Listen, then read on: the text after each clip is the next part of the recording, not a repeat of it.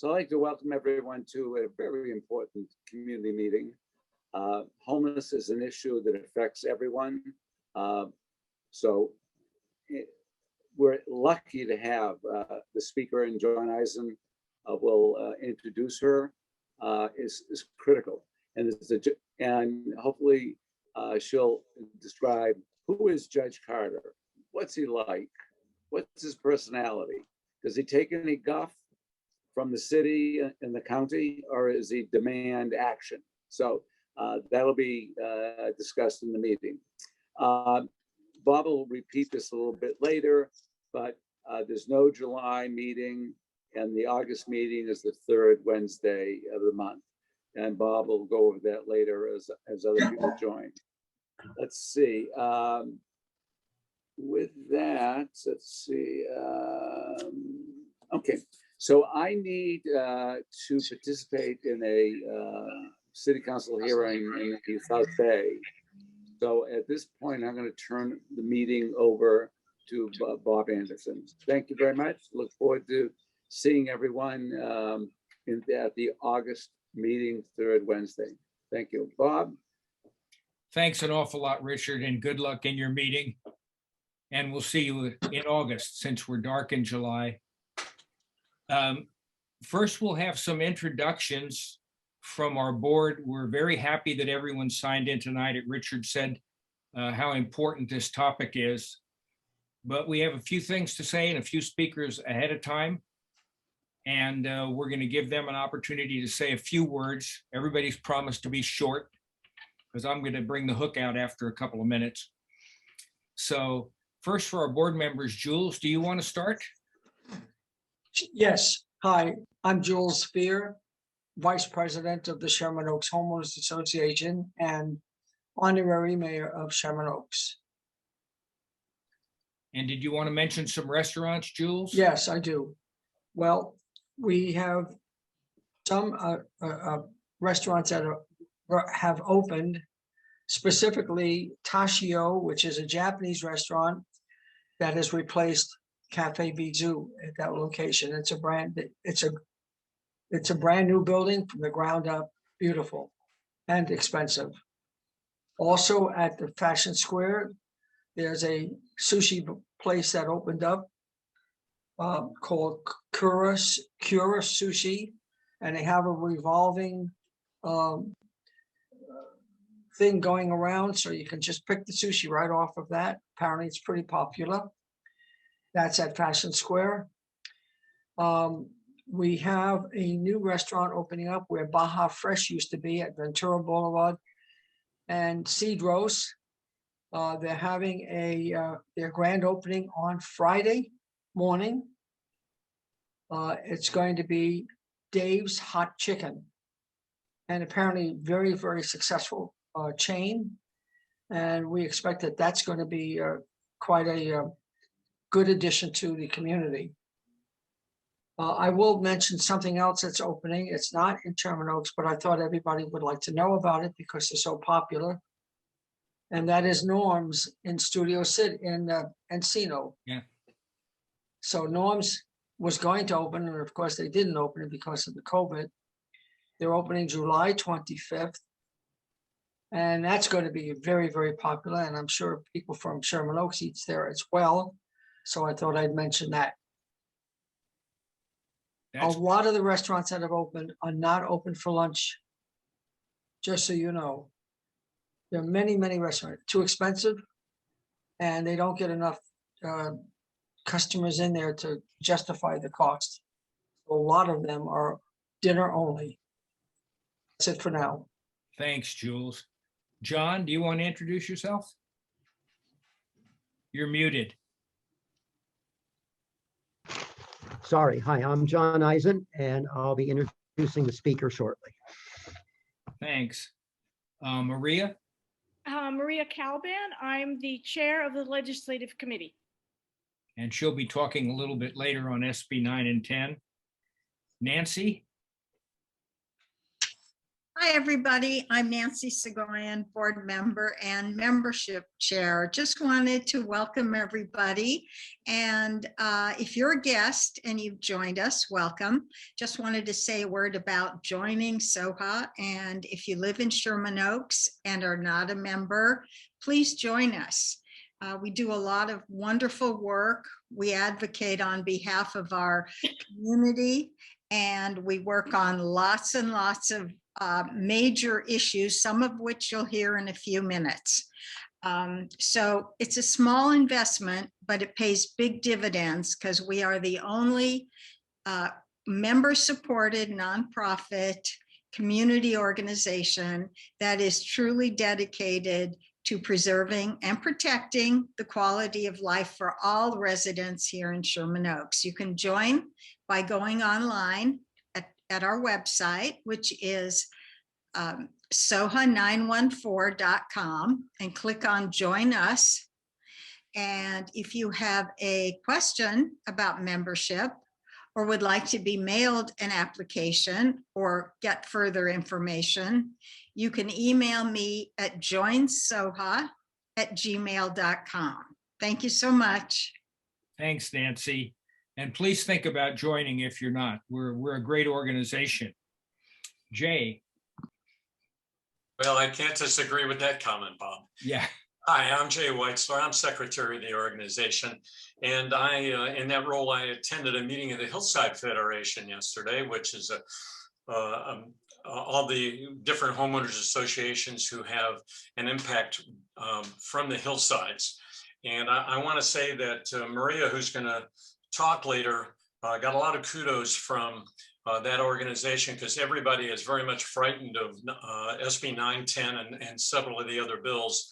And the Federation, which has, I think, 64 members of different homeowners associations, such as ourselves, who are very active, everyone is writing or calling their legislators, as you should do, and I'm sure Maria will tell you about that later. Call your legislator. Take the few minutes to do that, to register your opposition to both 9 and 10. And Maria will tell you why in a few minutes. It is extraordinarily important, because if those measures pass, particularly 9, the purpose of 9 is to destroy a single family residential neighborhoods. You could build multifamily structures anywhere you want just because you went down there and paid your $500 to get a permit or whatever in the world it is. So please pay attention when she talks. I'm looking forward to an interesting meeting. Oh, and I assume Alex is going to mention this, but just in case she wasn't, I will say that there's a cleanup that the council person's office scheduled up for this Saturday morning at the off-ramp at Woodman Avenue, heading westbound, I believe. Is that true, Alex? Yeah, westbound. Woodman Avenue, 7:30 to 10:30 in the morning. Let's get rid of all the garbage that's there. And any one of you who can take the time and have the inclination to help out will be welcomed. And I'm sure the council office will pay you their usual rates. Thank you. Thanks, Jay. And last but not least is Matt Epstein. Hi, everybody. I'm Matt Epstein. I'm also Vice President of Sherman Oaks Homeowners Association. I'm not, though, like Jules. I'm not honorary mayor, though. I'm just VP like Jules. I will be I'll be asking or fielding the questions tonight. If you do have questions, please submit them. If they're not questions for our speaker, Liz, then we will forward your question to the appropriate party. If we don't get to your question, because Richard has or Bob has taken the time to, given us the hook, if we've gone over the time, then it's not, it's not because it's not the best question. It's just because I might have just run out of time. So that is it for me, and I look forward to a good meeting as well. That's great. Thank you, Matt. Our first guest speaker is Andy Solomon, who's our neighborhood prosecutor. So Andy, if you would like to say a few words. Absolutely. Hi, everyone. My name is Andy Solomon. I'm from the Los Angeles City Attorney's Office. I'm your neighborhood prosecutor for Van Nuys and Sherman Oaks area. I handle a lot of the issues that are chronic or reoccurring or need some sort of special touch or special attention to get resolved. One of the main things I do is test out new restaurants. So I've had an advanced test of Dave's Hot Chicken that Jules mentioned. It was next to Councilmember Krikoyan's office, and I really liked it. I had it yesterday. So it's interesting that it's opening up in Sherman Oaks. One thing I do want to mention, I only have 2 minutes. So I used one of them on chicken. The other one is fireworks. We're not meeting in July. And even if we did, we'd be meeting after the 4th. Fireworks are illegal in Los Angeles, okay? So I know many of you know that, but spread the word. I want to give you a website where you can report complaints. lapdonline.org/fireworks. There's no www in front of it, just lapdonline.org/fireworks. It will give you a link to another thing that's a citywide complaint form. Fill it out. You can fill it out anonymously, or you can fill it out. I mean, it would take your information, but it won't be passed on. There's a checkbox. Fireworks are illegal. Please spread the word. And I'll have these senior lead officers. I don't know if they have any information on that, but hopefully it will be quieter this year than it was last year. If you have any questions or if you need to reach me for anything, I'll connect you to the right people. My email is the best way, andy.solomon, SOLIMAN @lacity.org. andy.solomon@lacity.org. That's the fastest way to reach me. And if you have any issues, I'll connect you to the right people if I'm not the right person. Thank you. Thanks, Andy. That's great. I'll put our senior lead officer for the southern part of Sherman Oaks first, Officer Jose Saldana, and he can give a few words. Good evening, everybody. I'm Officer Saldana. I'm the senior lead officer for the southern portion of Sherman Oaks, pretty much everything south of the 101 freeway towards Mulholland, between Sepulveda and Coldwater Canyon.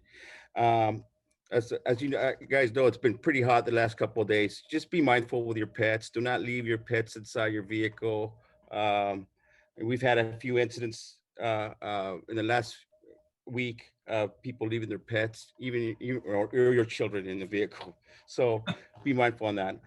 We've had our crime from last year has been up to date. Burglary from motor vehicles has been pretty much steady from last year. I did have an uptick on violent crimes, and that's because I think everybody's coming in and open the opening of the city and domestic violence, a lot of road rage incidents. So, be calm. I know it's been hot and it's just a lot more cars out there. Make sure lock it, hide it, keep it. That's I've seen a lot of reports coming in and people are still leaving their vehicles unlocked and leaving their personal property inside. So please be mindful on that. And so Andy Solomon, our neighborhood prosecutor, we are working on a couple other issues in the neighborhood, from noise complaints that normally our patrol officers can't handle. So normally we get together and we discuss it and we try to come up with some type of solution to resolve that issue. But we have our acting senior lead officer, John Azarian, who is covering the north part of Sherman Oaks, and I'll pass that to him. Thanks. Hello, everybody. I'm Officer John Azarian. I'm acting for Basic Car Adam 63. I have the northern part of Sherman Oaks. Officer Saldana touched about most of the stuff that's going on. I'm suggesting everybody to lock and secure their cars. A lot of the crime that's happening is preventable. There's opportunists that will take advantage of. What happened? We can still hear you. So please lock and secure your vehicles. For fireworks, I will talk until I get this video going. Sorry, guys. I'm new to Zoom. For fireworks, please don't call 911. Report it through the website. Also, since it's been very hot in these recent past days, there's a cooling station that will be at the East Valley Adult Center, located at 5056 Van Nuys. It will be open from 8 a.m. to 10 p.m. It started today. I'm sorry, it started yesterday, and it will be open until Sunday, June 20th. Sorry about this video, guys. I'm working on it. That's okay, John. You know what? Can I hop in your video? Can I hop in your video? Sorry about that, guys.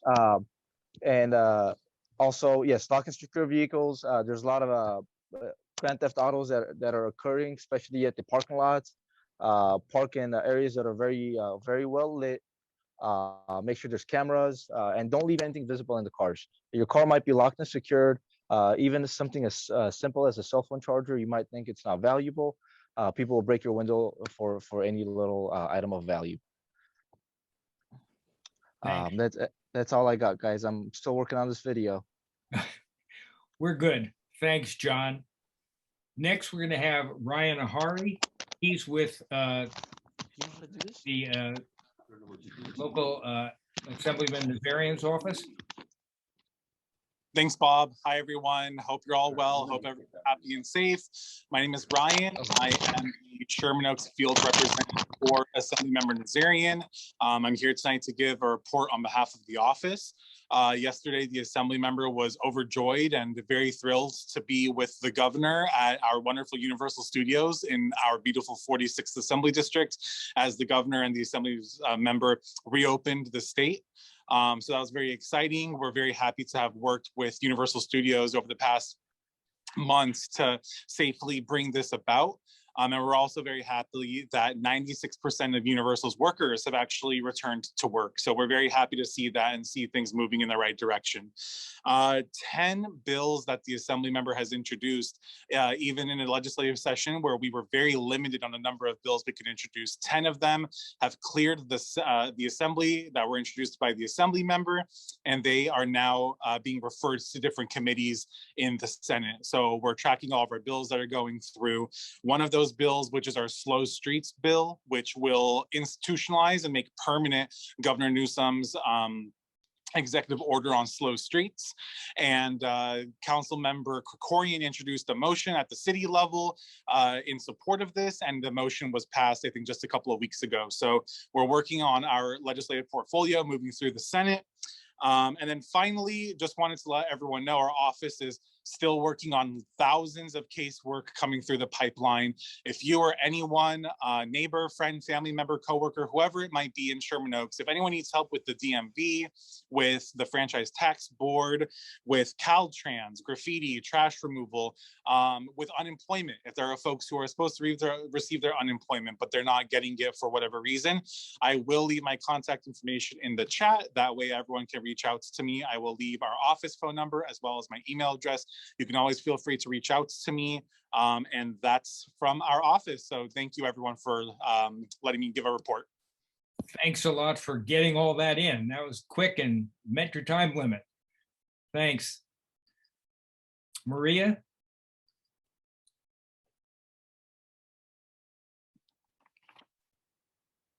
You're on. Okay, great. So obviously I'm going to be talking about SB 9 and 10. Those bills have now passed the local government committee of the Assembly. The bills now go to the Housing Committee next week. And if these bills pass this committee, they will probably be scheduled for a full Assembly vote, perhaps as early as the beginning of July. We have mounted a huge resistance statewide. I cannot tell you how full my mailbox is of communities that are joining us. And because of that, the Sacramento leadership wants to try and get this in for a full vote before everybody goes on recess and goes home to their constituents. So it's really important for everybody to remember that the question is not whether we want affordable housing. We need affordable housing, but the state stopped funding affordable housing 10 years ago with our tax dollars. And as a result, 1 million affordable units have not been built as a result of not having that money. So now that the state is flush with a lot of money, we think we need to get it back. We know where we would build affordable housing in our communities. We are not trying to stop affordable housing, but we don't want single family neighborhoods destroyed. and especially communities of color that have come and joined us, opposing the densification of their communities, which caused displacement. So the Urban League, Housing as a Human Right, and many other advocates are joining us. And we have to remember that we have to speak up. We have to let our voices be heard. Assemblymember Nazarian needs to hear from us. We will send out a call to action where on a certain day, everybody statewide is going to reach out to their assembly member. So that's my report. Thanks, Maria. It's really important that everybody pays attention to that. And Maria's doing a terrific job with this United Neighbors that she created. Now you get to listen to me for a few minutes. This is Bob Anderson. I want to talk to you about Metro's Sepulveda Transit Corridor Project. This is the project that goes from the valley through the Sepulveda Pass over to the west side. Metro had after a hiatus of about 1.5 years, maybe 2 years, Metro had their first public meeting. There's a lot that's been going on in the last couple of months. And Metro had a public meeting to tell us all about it. Unfortunately, I think it's the worst meeting I've ever seen Metro conduct in my life. They told nothing new. They gave such minimal, trivial information that was almost embarrassing to look at. They had a question and answer session, and in that session, I absolutely know that some of the answers were held back. Simple questions like the project manager of Metro was asked, what's the cost of these? Well, there is no official cost. Gosh, I can find an official cost in Metro documents. I guess he can't. It was pathetic. So we are mounting a very strong campaign. Metro is holding back the information, folks, so that you don't know what's going on and then you can't complain. We met with Nithya Raman, myself, and Jeff Calvin from the Sherman Oaks Neighborhood Council 2.5 weeks ago on a Sunday, and we walked the route and looked at where the tunnel will come out of the hill for one of the concepts near Valley Vista and Sepulveda. It's horrible. That's why we call it the horrible halfway. So we will be getting information out to you, to everybody, to help. There's going to be a time to make comments, and we're going to need everybody to participate. So keep posted. And with that, I'll go to Alex Nassif from Council Member Rahman's office. I knew I'd do that one time. Thank you, Bob. I appreciate it. Hi, everyone. Good to see you. For those of you who don't know me, my name is Alex Nassif. I am your Sherman Oaks Field Manager for Councilmember Rahman's office. Glad to be here. Thank you for having me. Yesterday, we had a tree giveaway at the Sherman Oaks Farmers Market. It was a super hot day, but also a super successful day. We gave away 120 trees. It was lots of fun, and we would love to do that again. Thank you, Jay, for bringing the cleanup on Saturday. Unfortunately, Caltrans canceled the cleanup. They are worried about the weather, being that the volunteers would have to wear so many layers of gear and PPE. But we are still doing a volunteer cleanup along Ventura Boulevard. We have volunteers from our volunteer corps from Notre Dame. Our LACC clean team will be out. Office of Community Beautification is sending out a graffiti removal team. So we will all be meeting up at the In-N-Out. We'll do a little bit on Van Nuys. We'll go down west on Ventura and then loop back and go east. So if you would like to participate in the cleanup, this will be on Friday at 9 a.m. We will meet at the In-N-Out, and you can come and go as you please. And I spoke with a street services inspector about the news racks. So this volunteer opportunity on Friday is a really great opportunity because he recommended that we file a 311 service request for each individual news rack. So all of our cleanup volunteers, in addition to the trash, the weeds, and the graffiti, will be targeting those news racks so that I can follow up with the street services inspector as well. In regards to the abandoned buildings on Sepulveda and Lameda, the owner informed me that this morning that demolition is scheduled to begin tomorrow. Fingers crossed that they follow through with that. Demolition is supposed to be from tomorrow until June 24th. After speaking with the mayor's rep, Fahid, and senior staff at Building and Safety, they informed me that the city is doing all in its power to hold the owner accountable. So I'm looking forward to those bulldozers showing up tomorrow. The Office of Community Beautification is granting awards of up to $2,500 for community projects. Eligible community groups include homeowners associations such as this one. So if you would like to apply for that, please let me know. I can send you the information. The application for that is due June 30th. I don't think I'm going to make through all my updates. The Los Angeles Redistricting Commission is holding a community outreach meeting to be held. Oh no, that was today. Sorry, never mind. Well, I'm sure there will be a next one. I'll include that in my next update.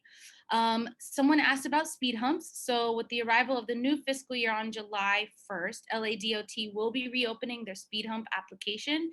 It's not clear on the exact date that this application will be open, but if you send me an email, I can send you the link to the form to sign up and continuously update you all on the speed hump program. And if anyone would like to get in contact with me, please email me at Alexandria, my first name, .Nasif, my last name, at lacity.org. And our office phone number is 213-473-7004. I will also put that information in the chat as well. Thank you. That's great. You got through a bunch of stuff. Thanks, Alex. Now we're going to go to John Eisen, who is going to introduce our keynote speaker for tonight. Good evening.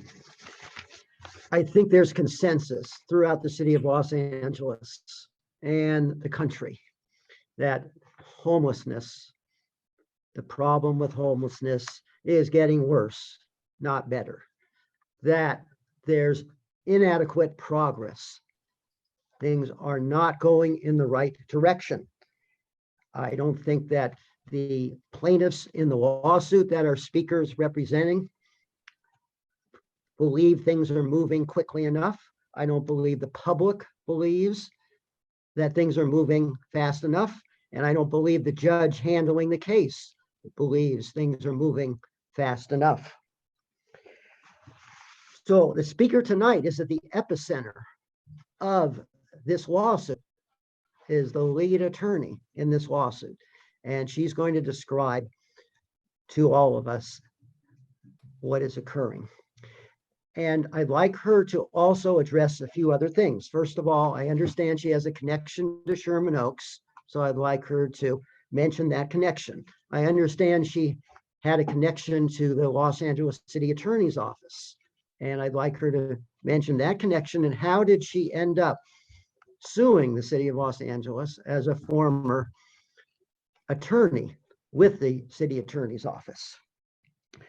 And I'd like her to describe how it is with her and her law firm, how many attorneys are handling this case in federal court on the plaintiff's side, and how many attorneys are handling the case on the defendant's side, the city of Los Angeles and the county of Los Angeles, and about the appeal for the Ninth Circuit.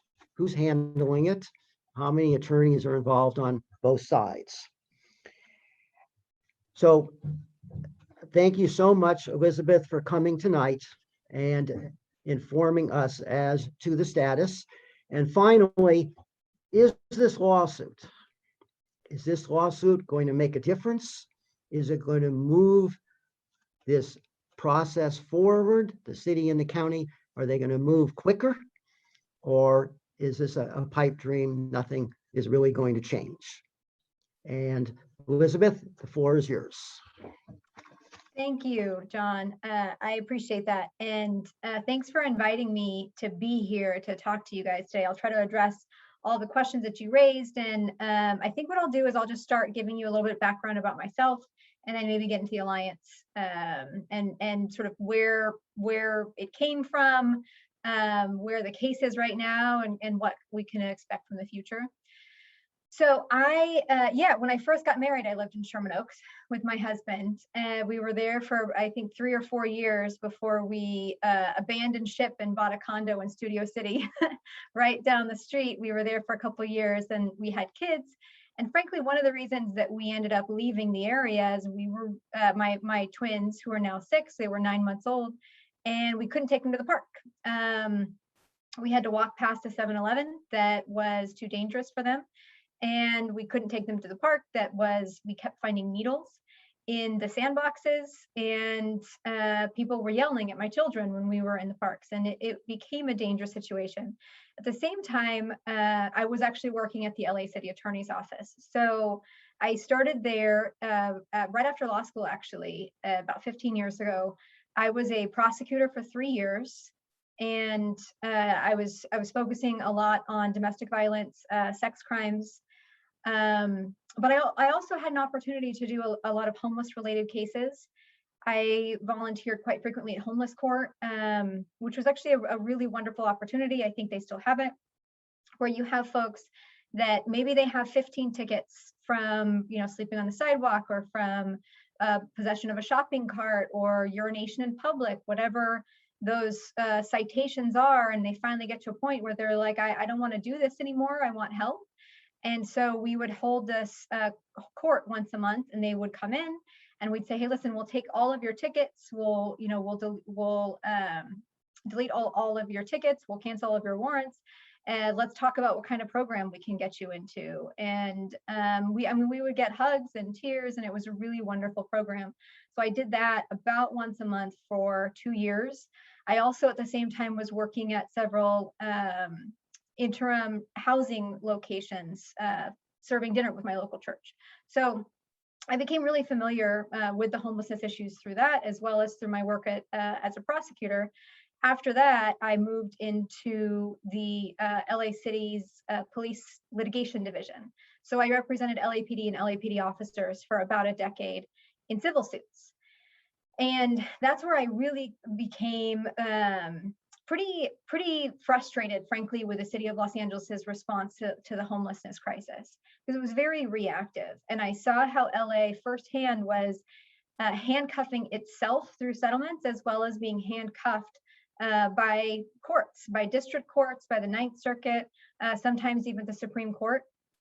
And it was slowly shaping LA's response to the crisis for the worse, in my opinion. And so I became very frustrated. All of those lawsuits came through my shop when I was working for the police litigation division. And I thankfully never actually had to work on them. I consistently declined them. I had close colleagues that did. I watched a lot of the appellate arguments and was very frustrated. So I ended up leaving the city attorney's office in 2018. I ended up going into private practice, working with my old boss from the U.S. Attorney's Office over at Spertus Landis and Umhofer. Then that's where I am now. So about 6 months after I left the office, I had a group approach me of folks that were frankly just very frustrated, similar to how I was and how I still am with the city of Los Angeles over the homelessness crisis. And not just the city, but the county as well. And it really did start as a Skid Row effort, but it has expanded significantly since then. And it is now a group that is all over Los Angeles. It's not just a Skid Row effort. And I think that's a common misconception. So Bob, I have the PowerPoint now, if this is a good time for me to put it on, and I can kind of go through the history of the Alliance, the current situation, and then hopefully, what we're doing in the future. Great.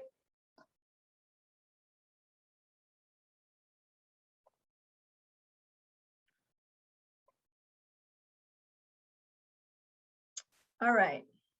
So we have and we put this together a while ago, just to because there was so much interest in what was happening with the Alliance, who we were, where we came from, what we're trying to do, that we really wanted to clarify a lot of things.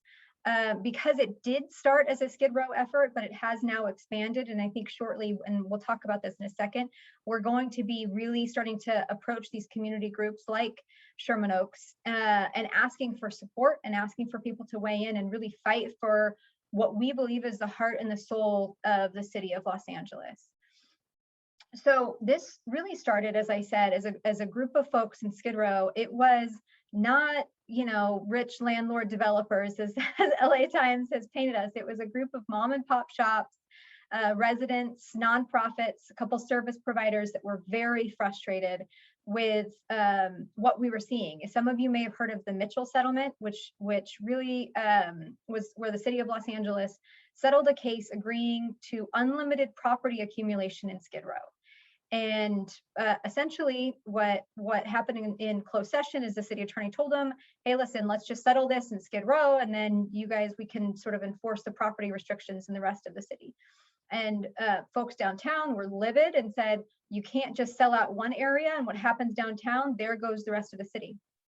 So they went ahead and they entered into the settlement. Lo and behold, 2 months later, they got a lawsuit from the same group suing the city of Los Angeles for the exact same issue. And now there's a moratorium on enforcing the property restrictions throughout the entire city. So that's kind of where the frustration stemmed from. And it really was just a group of people that were coming together to say, what can we do? How can we solve this? You know, you see the courts kind of handcuffing our city officials. Is there a way that we can use the courts to sort of unhandcuff them, right? To both enable and compel them to move forward and to actually do something and to move. And so lawsuits that have been brought previously were kind of restrictive, right? Telling people what they can't do and what they shouldn't do. And I think it got to the point, in fact, I know it got to the point because I saw this firsthand, where the city of Los Angeles frankly didn't want to do anything.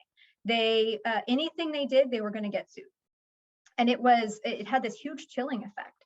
So our thought was, how can we use the courts to, instead of restricting movement, to really compel movement? And that's where the idea came from. So this all happened in 2019. It was the spring and summer of 2019. And two things happened that summer that really kind of solidified the Alliance's approach. So the first thing was, on this right-hand side, you'll see an op-ed by Daryl Steinberg. And I think later MRT also co-signed onto that. The two of them were the task force, the co-chairs of the governor's task force on homelessness. And Daryl Steinberg issued this op-ed in the LA Times 2 years ago, where he specifically said homeless people should have a legal right to shelter and a legal obligation to use it. And we thought, light bulbs, like that's what we want to do. That's the balanced approach that makes a lot of sense, right? And not an obligation to use it as far as, you know, locking people in shelters. That's obviously not good and healthy for anybody, but providing beds that is healthy for people, as well as regulation of public spaces. So it was that balanced approach that the Alliance said, this actually makes a great, you know, this is a good idea. How do we do this? And so at the same time, there was an ongoing court case down in Orange County that was presided over by Judge David Carter. And I'd heard about this. We've been sort of following this case. He'd done some crazy things because he's Judge Carter, and Judge Carter does crazy things. But what he managed to do in this case was he really affected the settlement and got the two sides together. Quick background on this case. This is all about the Santa Ana riverbed. There were about 1,500 people that were living along the Santa Ana riverbed, and the Orange County wanted to do environmental remediation. And so they were going to clear everybody out from the riverbed. So a bunch of activists came in and they sued the Orange County to say, hold on. You can't do that. No enforcement at all. You know, these people need to stay. And Orange County, of course, said, we want to just sweep everybody out. And the solution was ultimately this balanced approach. The settlement was this balanced approach, which is housing for everybody, shelter for everybody. Let's give everybody a clean, safe, humane place to go. But then we also pair that with regulation of public spaces. And so that's when we said, wait a second, this is a legal mechanism and a model of how this can work. how Daryl Steinberg and MRT's vision can work within the context of a legal case. And so we just really started doing a deep dive into how this might function, because what's critical to understand, even though I come from a law enforcement background, obviously I have a deep, deep heart and love for the unhoused individuals from all of the work that I did. And you have to be able to have this balanced approach, both for the community, but also because there is a whole contingent of individuals who are living on the street because they are allowed to live on the street. But that's not in any way good or healthy for folks to be intense and doing what they're doing. And so when it gets to a point you say, listen, we love you, we have beds for you, we have services for you, we want you to come inside, that's really where you start to see a remarkable difference. And that's what I saw with the homeless court. And so this is where this kind of made sense to bring all of this together. So we did a ton of research. There was a huge fundraising effort to put this together, and we started meeting with city and county officials. And to our surprise, in the beginning, they were really into it, actually, especially the county was pretty excited about what we were trying to do and trying to accomplish. And the cities, there were some folks that were up for it. There were some folks that were less enthusiastic. But really kind of many of them saw the value in what we're trying to do. In fact, I would get a text from a particular council member's chief of staff saying, hey, are you guys filing a lawsuit like now? Can you just go ahead and file? I'm so frustrated. And so that's what we ended up doing. They ended up going, so the city council went into closed session in late February to consider actually a pre-filing settlement of the lawsuit, which is what we were trying to do in the first place. Because we offered them this solution. We said, listen, this is what they did in Orange County. And this worked, right? Where you have this kind of joint obligation. And in Orange County at the time, they said, look, you've had 2,000 people that have gotten shelter and not a single arrest or citation. And that's what's so crucial here, is because by using this approach, law enforcement can be an absolute last resort, and that's what we're advocating for and have always advocated for. But you can't get to that point unless you can sort of have that choice state. So we kind of brought this to the city and the county. They were excited, they were interested, ultimately decided, look, go ahead and sue us. We're not going to end up in a pre-filing settlement. So we filed on March 10th, right before the world shut down, having no idea how things were going to change over that ensuing year. We had a press conference in Skid Row without masks or gloves, about 150 people in a small little room. And in retrospect, I don't know how many people in there got COVID, but hopefully not a lot. Really quickly, we tried to get this case over to Judge Carter, because we wanted to, what's called relating a case. You low number it over and say, listen, this is related to the Orange County case and we want to bring Judge Carter in. And we knew by doing that, frankly, we were in some ways bringing a dragon in on a leash, and that's exactly what we ended up doing. So I'll take a second and just tell you a bit about Judge Carter, because you can see he's here. He's actually with Officer Joseph, Dion Joseph, who's the SLO down in Skid Row, and he's testing out all of the water hand washing stations to make sure that they're working. And to your question, Bob, who is Judge Carter? Was it Bob? Somebody asked me, who is Judge Carter? What is he like? What's his personality like? I can honestly tell you he's in the top 20 of my favorite people in my entire life. He is a dynamic human being. He's not tall. He's like probably my height, 5'5", something like that. But he is a monster of a man, and is very straightforward and has a huge heart.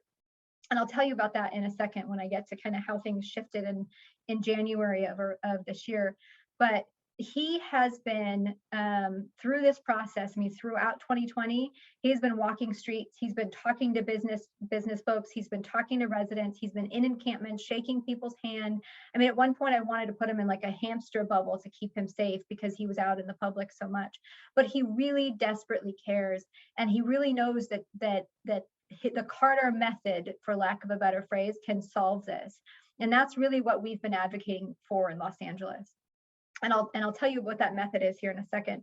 But he is a monster of a man in a black robe. And he does not pull punches when he's talking to the city and the county. You know, certainly he will give credit where credit is due. He's an incredibly humble man. He admits that he makes mistakes. He'll take a step back and say, okay, I screwed up here. Maybe I went too far here. Let's rethink it. But at the same time, the things I've heard him say are pretty phenomenal. And I'll give you an example. We were meeting in person throughout the pandemic. We didn't do any Zoom hearings. He doesn't believe in Zoom hearings. So we were in person, and we had the city at the table, we had the county at the table, and we actually had the traditional homeless advocates at the table, because they have what's called intervened in our case, which means they were allowed to come in as parties. And these are folks that traditionally sue the city and the county of Los Angeles.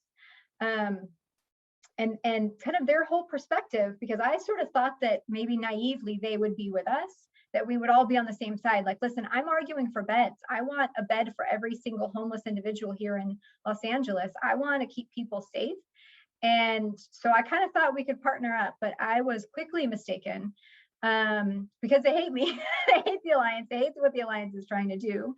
And it's because I'm told repeatedly that shelter is inhumane, that it's perpetuates the racist system that caused homelessness in the first place. And so we should do nothing until we have permanent solutions. And that's what I'm being told repeatedly is no shelter, no public regulations. It's permanent solutions. Everybody deserves a permanent home. That's it. And what I keep pushing back with, and I think what we should all push back with is, so what do we do until then, right? Because while we're waiting for these permanent solutions to manifest, do people just die on the streets?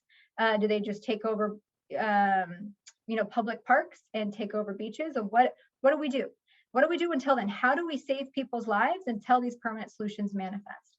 And the solution is always like, we need more housing. We need more housing. Let's talk about housing. And it's so you have these traditional homeless advocates that really kind of show and explain how we got to this position in the first place by fighting against beds, which is, to me, completely crazy, to leave people in the streets to die. And they're literally calling interim shelters out of sight, out of mind solutions. And what that means is, if you bring people inside so they're no longer outside sleeping subject to the elements, then people won't see them anymore and will stop advocating for permanent solutions.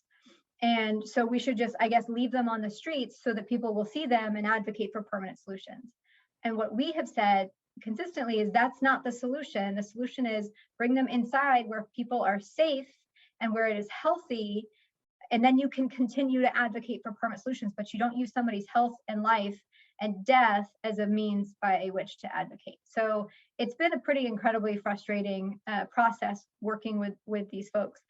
But I will say that Judge Carter has really, been speaking truth in a lot of these hearings. In the very beginning, actually turned to several of these individuals and said, you've been litigating and suing the city of Los Angeles for 20 years. And have things gotten better or they have gotten worse? Because this place is an abomination, he said. And then he turned to the city and county and said, the reason that we're here and the reason this crisis has happened is because nobody held you accountable, and I'm here to hold you accountable. And they were pretty phenomenal, straightforward statements from a judge in these hearings. And if anybody wants to see these transcripts, they're all available on the website. We post everything on the Alliance website, which I'm happy to put in the chat box at some point. So that's, I guess, my very long answer to who is Judge Carter, what's his personality like? Does he hold the city and the county accountable? And the answer is unequivocally yes. And if you've heard anything about this latest order, you'll know that that's absolutely true. It was nothing but damning against the city of Los Angeles and frankly, Eric Garcetti in particular.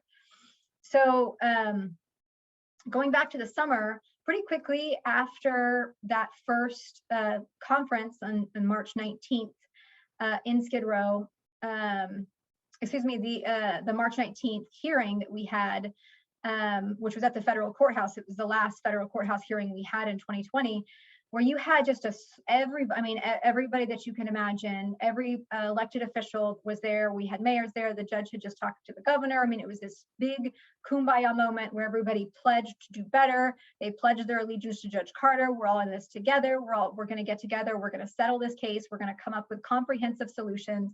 This is going to be a watershed moment. So throughout that summer, we were engaged in consistent settlement negotiations. The city was at first fairly resistant, but the county was really on board. And we were kind of going through the process.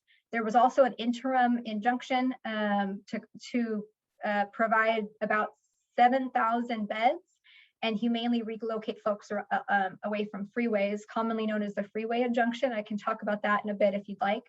But that never ended up getting appealed because the city and the county quickly entered into an agreement to do just that, to provide the 7,000 beds that were in that injunction.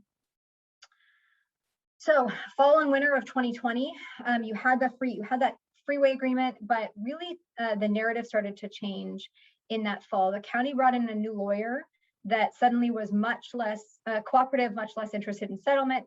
What we ended up getting from the county was, wait a second, the county is kind of doing what it's supposed to do. This isn't our lawsuit. We shouldn't even be here. We want out of it. This has nothing to do with us.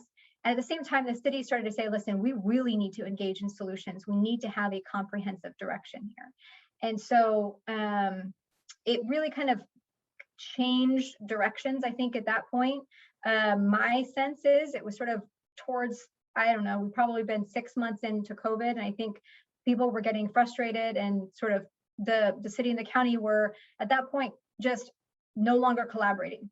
They've been collaborated out. They were collaborating so much in 6 months to come together for the pandemic that it was no longer interesting to them, and they just kind of all fell back on these old habits of blaming each other, infighting. Frankly, part of the reason that we filed this lawsuit in the first place. So this all kind of mounted in January 29th. I remember the day very specifically. I got a call from Judge Carter, who's in Skid Row. It was 5:30 in the morning. And this was fairly frequent because at the time we had all waived, just like we had decided to suspend litigation and try to explore settlement, we'd also waived what's called ex parte communications. And what that means is we agreed that we can all talk to the judge whenever we wanted to try to facilitate the settlement. So I got a call from Judge Carter, 5:30 in the morning on a, gosh, I think I'm pretty sure it was a Friday, and it was like the 2 really solid days of rain that we got here in Los Angeles, if you guys remember. And it was just pouring. He was down on Skid Row, and this was common, by the way. The guy's, like I said, he's a machine. He's up at 4 o'clock in the morning, maybe went to bed at midnight the night before. He's a former Marine and does not mess around. So the call was about 5, and he was very emotional. He was very touched because he was down Skid Row, it was pouring, and he was watching, women shivering in the rain. Some of them had no clothes, many barefoot, and huddling in doorways, just trying to get warm. And I think it frankly broke his heart. If you see that and it doesn't affect you, then you have no soul. It was devastating, especially the woman that was naked. They found a blanket for her to try to protect her from the elements, but they very quickly tried to work to get a warming center set up. There were these tents in a parking lot. There's actually a city-owned parking lot. They were designated for something else, but he called Kevin De Leon, who quickly responded. They were trying to get together and get these tents to at least get people out of the rain. With a warming center, you had various nonprofits that were coming over to help out, to give tents, to give heaters. I mean, everybody was kind of coming together. And then you also had the Downtown Women's Center, frankly, who completely put a stop to it. It was their, they were borrowing the city's parking lot. They had that parking lot earmarked for a separate project and did not want to give up the tents. So they ended up calling the mayor's office, who showed up, and there was like this whole standoff between various factions of the city, some homeless advocates, some permanent supportive housing advocates, and it was like 2 sides against each other, and nobody could get anything done. LAHSA showed up, said, hey, we have 120 motel rooms, let's just do that instead. Judge Carter said, fine, get them the hotel rooms. And then it turned out LAHSA didn't have the hotel rooms. And in the end, 6 women ended up getting sheltered. And I think Kevin De Leon and Judge Carter paid for it out of their own pockets. So that tells you just like the dysfunction that we're dealing with. It was kind of a microcosm of the absolute dysfunction and tragedy that we are seeing, where you have women shivering in the rain that can't even get assistance from a parking lot with an actual tent over it. So that's when I think the judge, where it says judge is getting impatient, that's an understatement. He was done at that point. He said, look, I've given you guys 9 months at this point to come to an agreement. City and the county cannot stop fighting amongst themselves. Nobody is coming with any solutions. I'm done. We're going to start talking about a major injunction. So we had several hearings back to back to back on this issue. We were starting to get a little bit of progress on the settlement front. The county went ahead and they filed a motion to dismiss because they just were completely unengaged at that point. We went ahead and we filed a motion for preliminary injunction. And on April 20th, Judge Carter granted this injunction that was 110 pages. It was just devastating to the city of Los Angeles and the county, frankly, and really has a lot of state and federal elements in it also. So if anybody's interested, that injunction is also on the website. You can find it or shoot me an email. But it is just an indictment of their failures. It talks a lot about the structural racism issues. It talks about the crime and the fire and the significant health issues, and just the absolute failure to address any of it. So he he issued the order on April 20th. The city and the county immediately appealed the order to the Ninth Circuit. So where are we today? We're kind of running these parallel paths, because they filed an order, they filed an appeal, city and the county are appealing it. And so that's what's called an interlocutory appeal. So that's going to the Ninth Circuit, but at the same time, the district court case is also still going. So they're both kind of moving forward at the same time. And I'm right in the middle of actually drafting our reply for the appeal. And the Ninth Circuit is really interesting, is very invested in this. You know, for better or for worse, I can't tell you, but very invested. They issued a very quick order for expedited briefing. They're only giving the parties 2 weeks each to respond to each other's briefs. In fact, my brief is due tomorrow, and then all of the reply briefs are due the following week. And if anybody knows anything about appellate procedure, like this is basically a 2-month turnaround, and that is unheard of for the Ninth Circuit. It's very, very fast. In addition, and this is sort of a minor thing, but they gave us each 20 minutes per side to argue, and nobody gets 20 minutes per side. It's usually 10 to 15 minutes. So this really tells you how meaty and weighty they realize this is and how seriously they're taking it. They're in a hurry to get something done. Whatever that something is, I guess will be determined. So oral argument on that is scheduled for July 7th. And it is that's a very quick turnaround. I expect to get an order in July. As an aside, if anybody is interested in filing what's called an amicus brief, there are several organizations that have filed amicus briefs against the injunction. But you can definitely file an amicus brief in support of our position, in support of the injunction as well. So if you're interested in doing that, please give me a call. We can use all the help we can get. So I think to John's question, the question was, how many lawyers of ours are working on it and how many lawyers on the other side? And I can tell you, for the most part, we have 2 people on our side working on it. I mean,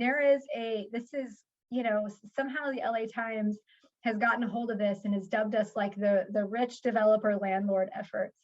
And nothing could be further from the truth. We have 2 people. Sometimes I can get a couple other associates in my office to help me with some of the research, which is what's happening now. I have at least a couple more that's helping me with a brief. For the most part, there's 2. And the county has probably 6 to 7 lawyers on this case. You've got 3 lawyers that are outside counsel and another 3 lawyers that are inside, as well as the county counsels looking at it. City has about the same 5 lawyers. Interveners, gosh, I can't even begin to count. They probably have at least 6. And then you have a whole other bunch of folks that are weighing in as amicus. We've so far gotten 6 amicus briefs all against us. So, I oftentimes jokingly refer to this as a David versus Goliath situation, but it's honestly not as much of a joke as I would like it to be. I mean, we are just this ragtag grassroots group trying to do good work and trying to turn the city around. So we need help to the extent anybody is able to do that with us. That would be amazing. Okay, so let's turn to what the future looks like, both with the lawsuit and with the city of Los Angeles. So like I said, if you could wrap it up in about maybe 5 minutes so we have time for some questions, Liz. Yeah, wow, it's 8:15. I didn't realize how long I've been talking. Thanks, Bob. See, I'm a lawyer. I could filibuster all night. Thank you for letting me know. So we can talk, I'll just go through real quick what we're trying to go for. We're looking for thousands of new sort of both interim, emergency, and permanent housing, as well as comprehensive services. The most important thing, obviously, being mental health. We want databases, we want accountability, and importantly, safe and accessible public spaces are just absolutely crucial to this effort. So one thing that I will skip to, because we've got a lot of political races that are coming up, but I think the most important thing to talk about is what we see our effect being and what the next steps are. So yes, settlement negotiations continue. I cannot talk about settlement negotiations. That's all privileged, and I'm not, I won't talk about any of that stuff here, but I can tell you the most important thing that you could do to support our effort is call your county supervisors, because the city, it has been very engaged on this issue in the last 6 months, has been really interested in coming up with comprehensive solutions. The county has not been. They're the ones with all the money, and they think they're doing everything that they can. It's pretty disappointing, especially because they have less than half of the mental health beds that they need for a healthy community. So definitely let me know if anybody is interested, but that's the number one thing that we would ask for you guys is put pressure on your county supervisor to really come up with these comprehensive solutions. One other, what we're doing next to really affect this is we're going to really start pushing a grassroots social media campaign to really start to get people organized, right? You have folks on the advocate side that have had 50 years to get infrastructure and organization together, but on this side, there really hasn't been anything at all. So our goal is to really start to get the word out and get people in neighborhoods involved. And then eventually, if this settlement comprehensive solution doesn't reach a crescendo in the next few months, then we're going to start really trying to look and push to see if a ballot initiative might do the same thing. So I can tell you, the big question is what's going to happen in the Ninth Circuit? I don't know. That's my short answer. They could uphold it. They could overturn the entire thing. They can, uphold some things and overturn other things. This is a really big sweeping order. So, and they're going to look closely at it. That's the best I can tell you. But I can also tell you we're not going anywhere. The alliance isn't going anywhere. Judge Carter isn't going anywhere. So the case will continue. How do I stop sharing? Here we go. So the case will continue. We'll keep fighting. I feel confident that one way or another, we will see success from this effort. If we're not in a settlement the next couple months, Judge Carter is going to set a trial very quickly, and we're going to go forward and keep pushing. So what we do need is pressure on the city and the county to really come up with these comprehensive solutions. I think that's it. I think that I got it all. Sorry, it took a little bit longer than maybe otherwise I should have, but happy to answer any questions. That he can start asking questions. Okay, thank you. Very, very informative. Love your passion. First off, our county supervisor, Sheila Kuehl, is worthless. A different one. What's it called? A different one? Okay. So, as far as your advice to call our county supervisor, we've been, anyway, that's a long story. So yes, I agree with you. I agree. She's not going to be any help, but there's 4 others. Harass them. That's the best thing I can tell you. Okay. All right. So the first question that we have, Susan Collins is going to be unmuted. And Susan, if you want to go ahead and ask your question. Hi, sorry, I didn't know that you guys were going to call me. I thought you would just read them off. Yeah, I have a question. And thank you, by the way, for your presentation. I am in awe. I am so thankful and so grateful. I could throw myself, but yeah, thank you so much for your help. Our current councilpersons staff are promoting the idea that we should cancel hosting the Olympics in Los Angeles because they think it will contribute to homelessness due to the fact that some housing providers will then convert their units into Airbnbs. Do you believe that is the case, or aren't most of those units already being used for short-term rentals? And wouldn't the revenue generated by bringing the Olympics here offset any of those concerns? Wow, that is that's a very, I've never heard that proposal, so that surprises me. That's, you know, I think crazy. I think that's crazy. I mean, there's a very easy way to solve this. You have, first of all, you've got elections. You've got, and I'm not saying vote Nithya out. I've actually talked to her several times, but I think that there is a lot of political pressure that can come to bear. 2028 is 7 years away. If we can't get this solved in 7 years, there's something seriously wrong with the city and with the county. We don't need 7 years. We honestly need 2 to 3 years.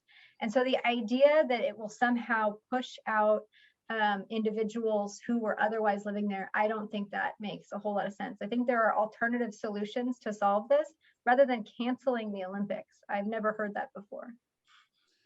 All right, thank you. You know what, I love what you just said. I don't know if that just went over everybody else's head, but you said we don't need 7 years. This can be done in 2 to 3 years. That is so refreshing to hear that, because you know, so many of us are just so frustrated, and you know, your group is, you know, you have answers, you have solutions, and it's great. I just hope a lot of our electeds can actually get on board with this. The next question is from Janet Couples, and your mic's been open now as well. Janet, you're live. Janet? She's live, Matt. Okay. Well, while we're waiting for Janet Couples, why don't you open up Jay? Okay, I didn't know I had to unmute myself. Okay, got it. My husband was a risk manager for the city of Los Angeles, and he always tried to get the city to make a list of all the hundreds, maybe more than 1,000 properties it owns that are just sitting there. The list needs to be made so they can be sold and make money, and so property tax can be collected, and no one in the city wanted to do it. Can you find someone who can get this going so we can make some money, maybe have some property for some houses or places, whatever? It's just very, very frustrating. Yeah, so Ron Galperin, the CIO, actually made that. You can find it. If you just Google it, you can Google like list of city properties. It's online. If you want, I can send it to you.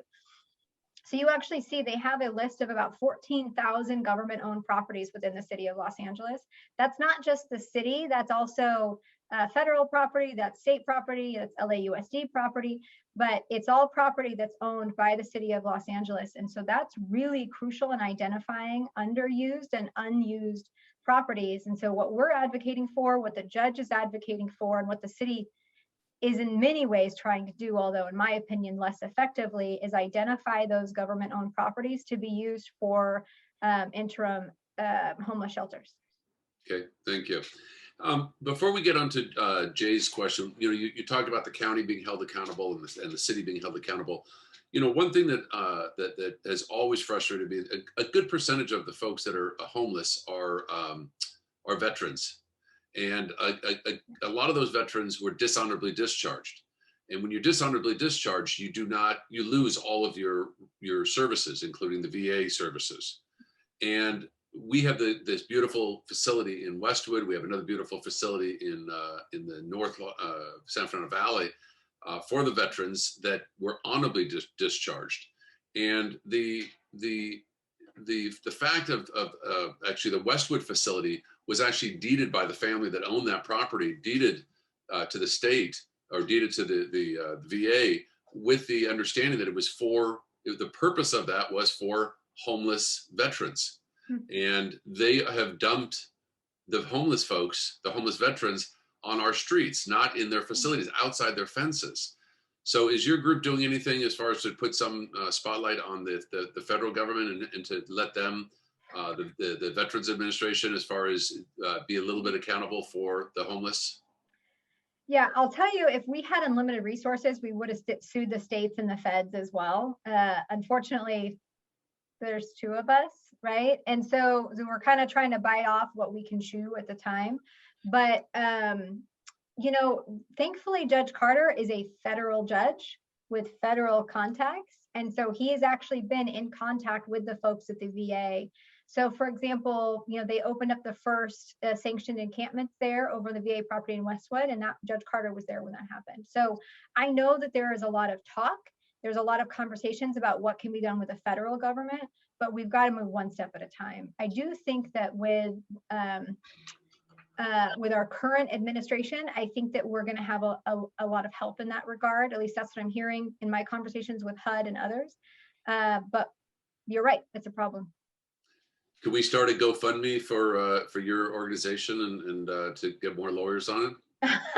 We actually had a GoFundMe for a while. You can donate through our website, and if you know, honestly, we do need help, especially with the grassroots campaign and getting and getting things going and getting that organization going. All of that is really, really crucial to sort of get all of the communities talking with a singular voice instead of different voices.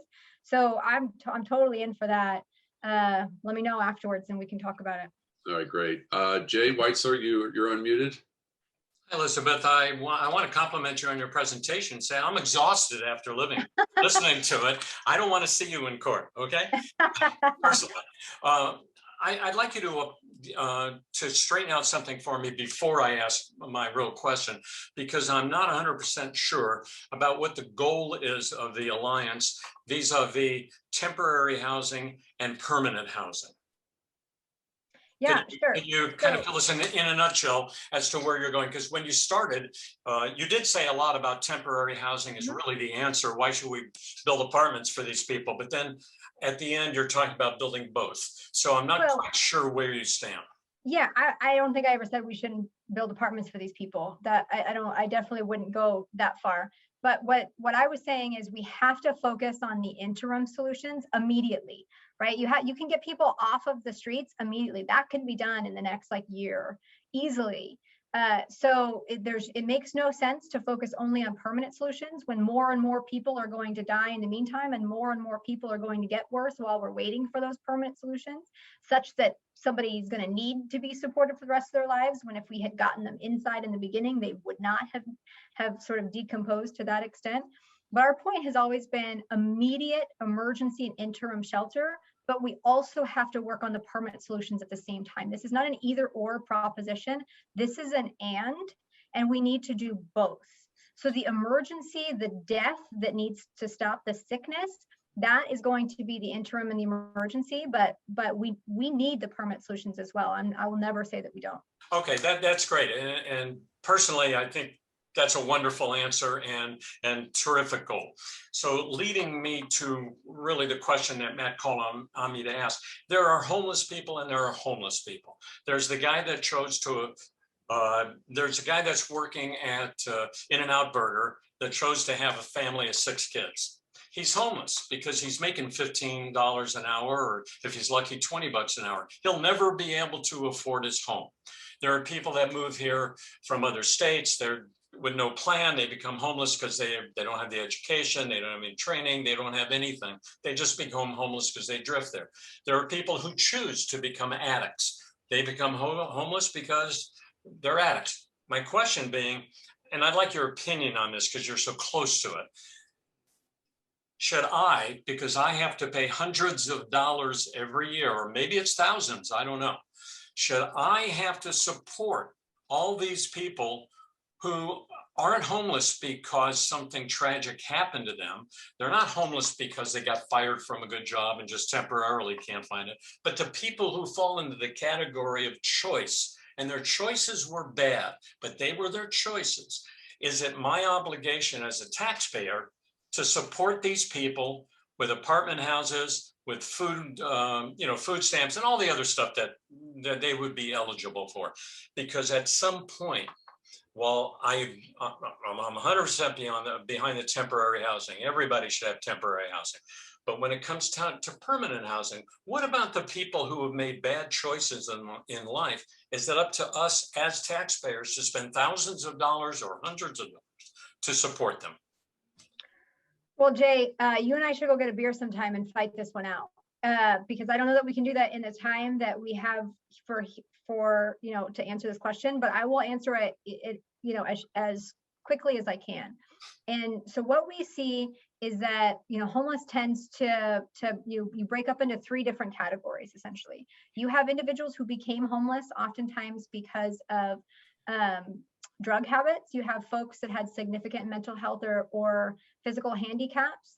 And then you have people what we call economically homeless, and they lost a job. They don't make enough to pay their rent, I guess. They had typical, huge medical bills, whatever it is. And those are the people that are economically homeless. They didn't necessarily make bad choices, but they ended up there based on circumstances. And the estimates are that's about 1/3, 20% to 1/3 of the individuals that we have on the street. But if you don't provide them, hold on, Jay, if you don't provide them interim shelter, they're going to get worse and worse and worse till they sort of end up living on the state. And it depends, whatever philosophy you want to come at this at. If you want to come at it from like an enforcement perspective, then you can say, look, Jay, do you want these people in your front yard? Because that's where they're going to be. If you don't want them in their front yard, the Ninth Circuit under Martin v. Boise says they need to have a shelter and a place to go. And so at that point, what do? Right? It actually becomes more expensive to permanently house somebody in interim shelter than it does getting them supportive services and sort of moving on. So you have a really interesting conundrum. Even if you look at it from an economic standpoint, you have like the most chronically homeless individuals that are costing you, Jay, about $100,000 a year to support these people on the streets. So which one is cheaper, right? To have them live on the streets and be using ambulance services, fire services, police services, or to provide them a low-cost apartment where they're going to be maybe $20,000 a year. So is it ideal? No. But is it the facts that are in front of you? Yeah. Okay. I get real quickly, ma'am. Jay, we have other questions though. So if it's real quick. Elizabeth, I assume you'll post your contact information on the chat so we can follow up by contacting you. Yeah, okay. Anybody can. Thank you, Jay. Thank you. So Susie Shannon is up next. You're being unmuted right now. But while she's being unmuted, one of the folks wanted to know if your organization is a 501, if the Alliance is a 501c3. Yeah, right now we're an unincorporated association where a 501c3 is pending. We're just waiting to hear back from the feds. Okay, great. And I assume that that person asked as far as for donations. Okay. Sue, let's see who's up now. Susie, you have a question? Yeah. So hi, Elizabeth. So I was actually there at the Downtown Women's Center that day with Judge Carter and Councilmember De Leon. And I'm the one who wrote up the testimony and read it at the hearing. And I just want to say, I have worked with our unhoused population since 2005. My family was unhoused when we were younger, basically because my mom got cancer. And, I have seen my clients go through shelters and had a terrible, terrible experience, both with bed bugs ending up in emergency rooms, with some of my clients being sexually harassed. And the things that are going on inside of the shelters are not things that people are talking about, which they really need to be talking about.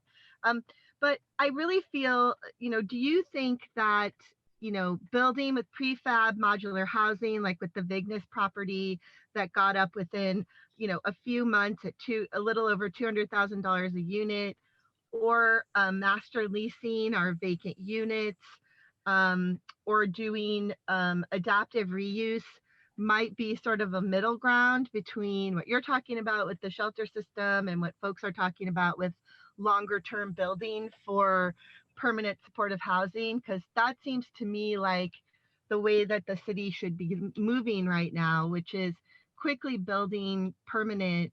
And then there's also, I wanted to get your take on where you are with, with the motels and people, moving into those motels as opposed to shelters.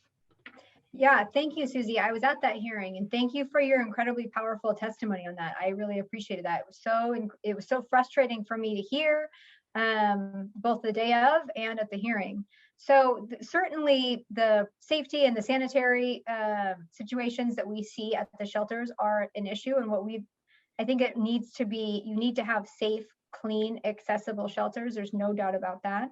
But certainly alternatives can be used. The reused shipping containers are a great idea.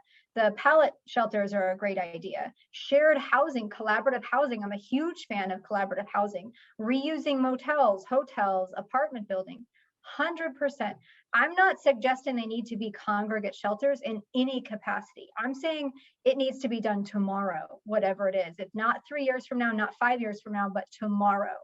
And so absolutely. And I think the fastest of those, frankly, is collaborative housing. That can be put together very, very quickly. There's a lot of single family houses and duplexes for rent. And there are organizations like Share, SHARE, exclamation point, if you Google them, fantastic. And they do it in a way that can be done very quickly. And in some places can, provide permanent housing. And the residents, to Jay's concerns, pay rent out of their SSI or whatever. So it's a self-sustaining program that's wonderful. So I'm a big fan of all of those. I think the next question was as far as using motels and hotels. I think it's a great idea if they're willing to sell, and we have the funds right now through the state grants and through the federal grants, 100% we should use them. But I think we need to do so in a way that's effective, that's not overly expensive. Some places are paying $200,000 per door for those hotel rooms. I think that's unnecessary. You can get them for significantly cheaper or build something for cheaper. Okay, we have two more questions, and if Jane Usher is next up in queue, and then after that is Kira Durbin. If you guys can just shorten and paraphrase your questions a little bit, that way Liz, I'm sure, will paraphrase her answers, her short answers. Great. This is Jane. Thank you so much for this evening. I was formerly in your shoes in the city attorney's office litigating these cases. Yeah. But that's not my question. My question is, do you know whether our city council member supports your approach with immediate interim housing? And if she doesn't, can you tell us, allies in City Hall, other council members or electeds or officials that we can partner with and that we can encourage? Yeah, hi Jane. I recognized your name. I was in the city attorney's office at the same time you were. I don't know that we ever worked together, but yes, I recognize the name. Hello. As far as whether NITHIA supports the approach, you know what, I think Daniel, who is our policy advisor, might be here. He might remember our conversations with NITHIA specifically a little bit more. I don't know, Bob, if he's a panelist. If he is, great. If not, I can. What her concerns were, I think, were similar to Susie's concerns, which are, shelters aren't always appropriate for everybody, and we should get people in alternative housing that's not necessarily permanent supportive housing. I don't know that she was gung-ho for our approach because I think there was a concern from her office about the public regulation of spaces. That's my recollection. Now, obviously, I can't talk about privileged settlement communications and obviously, you guys know that my conversation with NITHIA haven't been in that context. But that's my recollection, is that she was in favor of our approach about housing people, but not necessarily the public regulation of spaces. But there are several other council members I know that are very big fans of this approach. Bob Blumenfield, Nuri Martinez, Paul Krikorian comes to mind, Joe Buscaiano. I can think of the rest of them and email you. There's quite a few that really have been on board. Curran Price is another one. Kevin De Leon, I'm not totally sure where he lands, but I can think of a few more, Jane, and hopefully we can connect and I'll let you know the rest of them. Okay, and then the last question is from Kira. Your mic should be open. Thank you so much. And thank you so much, Elizabeth, for being here tonight, and for SOHA for hosting. When you mentioned the DMH, it just reminded me, I think I had read somewhere that the county appealed to be sort of released from the lawsuit because they didn't feel that they held responsibility. And I wondered if you might like to comment on that. I do homeless outreach every day. And personally, I felt that that appeal was laughable because, as you mentioned, DMH is county, social services is county, public health is county. And of course, everybody's favorite LAHSA, if you can hear the sarcasm in my voice, is county. So if you could clarify that, I would really appreciate it. And again, thank you so much for being here. Yeah, absolutely. Thanks, Kira. So you're totally right. DMH is county, and their response is laughable, and their capacity is laughable. Unfortunately, their legal obligations are not as strong as I would like them to be as a lawyer. It's harder to keep them accountable than it is the city. So that's frustrating, and something that I'm frankly advocating for change at the state level, because the county needs to be held accountable. But I will tell you, they did move to dismiss. Their motion to dismiss was summarily denied by Judge Carter. So they're not getting out of this lawsuit anytime soon. They will be held accountable. Applause. Yeah, Thank you. Thank you. And LAHSA, by the way, is city and county. They typically they're funded, I think, about 50-50. They have a little bit more from Measure H that comes from the county, but they're a joint county and city authority, just so you know. But the county is absolutely not doing its job. It is the service provider and the safety net of last resort, and it's failing on a lot of capacity. Okay, we just had one other real quick question from an anonymous wanting to know when you're running for mayor. TBD. Let me put pressure on the outside first and see if I can get your attention. We'll see. That's funny. Thank you very much for your time, Elizabeth. Bob, you gonna close us out? Liz, thank you very much. We really enjoyed it. I think there were a lot of good questions. We'll put those all together and I'll email them to you so you can have the contact information for the other people who asked them, and maybe get back to them or talk to them or whatever. And I think all of us say thank you so much for everything you're doing. And like someone else said, and I forget who it was, it just astounds me how much you're doing with only two, yourself and one other attorney, attacking the behemoths. So it's terrific. Thanks so much. We have a lot of volunteers. So if anybody wants to volunteer, please, we need help. That's great. Everybody, we are again dark for July. There will be no SOHA meeting in July, but we do have an August meeting. It's the third Wednesday of August, which happens to be August 18th. If you get our newsletter and you read it, you heard it was August 21st. That's a Saturday night, so I don't plan to be at the meeting Saturday night, so sign in on August 18th. That'll be a lot better.